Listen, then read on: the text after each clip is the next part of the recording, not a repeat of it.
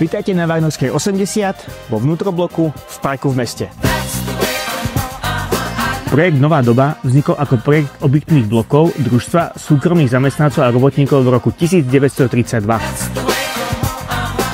Pôdorys bol navrhnutý s dôrazom na maximálne využitie priestoru. Lokalita je známa výbornou občianskou vybavenosťou, zeleň parky Kuchajda, škôlky, školy a súkromné školy. V rámci lokality je potrebné spomenúť blízkosť zimného hokejového štadióna, národného futbalového štadióna Tehelné pole a národného tenisového centra. Nákupné centrum Vivo, ktoré je na skok, zabezpečuje kompletnú občiansku vybavenosť.